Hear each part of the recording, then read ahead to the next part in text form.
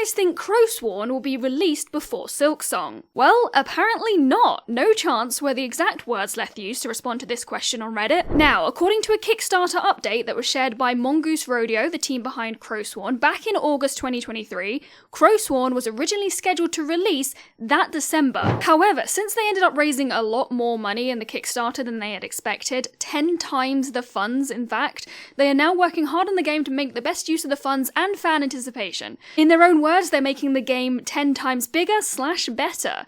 And now, Crowsworn is suffering the same fate as Silksong in that there's no release date or window, just when it's ready. And I say suffering, I just mean fans are clearly looking forward to both. I don't want this to come off negatively at all. I am so excited to get my hands on both titles, and I trust that the devs are very busy in the background.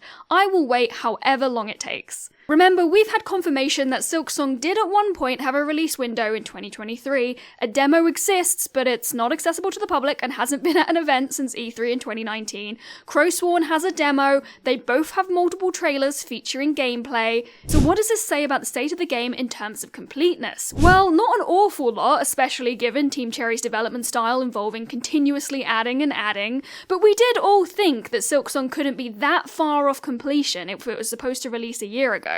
In my humble opinion, no chance says more about how much extra Mongoose Rodeo want to do on Crowsworn than Silksong releasing imminently. And that is only supported by Leth's reply on the Crowsworn Discord about Crowsworn releasing in 2025 or later.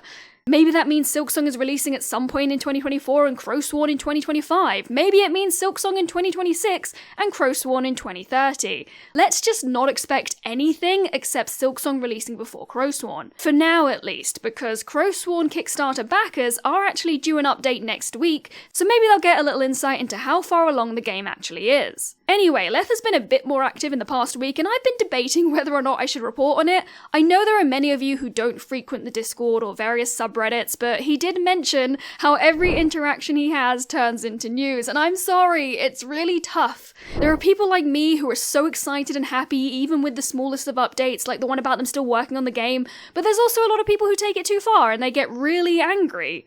I want to keep talking about the things I'm passionate about with other fans like myself, but I know there's a diverse variety of people that watch my videos hoping for news that satisfies them. I justify it by the fact that I'm just a little guy excited for a game, fueled by hopium and passion instead of a huge news outlet that doesn't actually care about the game at all. I don't want to ramble too much trying to justify what I do, but I do want to highlight this other comment. The dynamics have certainly changed over the years, but it's understandable given I have been an official source of new info in recent years too, and then in brackets, riddles, interviews, and the delay announcement. I see the angry comments towards Leth on a personal level, and that's exactly why I made that video explaining what his role likely is, and he's absolutely right. Him being vocal and active in the past has made him the communication figurehead for Silksong. Even if that were his job, the insults and toxicity is still unjustified.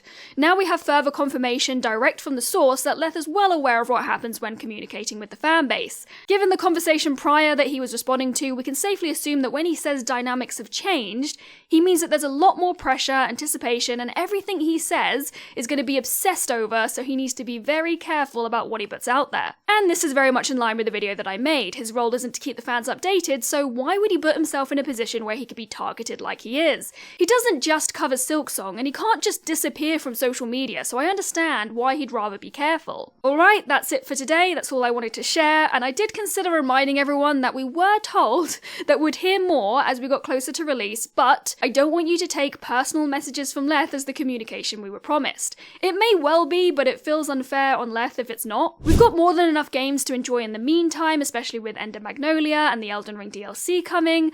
Thank you for watching, and I'll see you in the next one.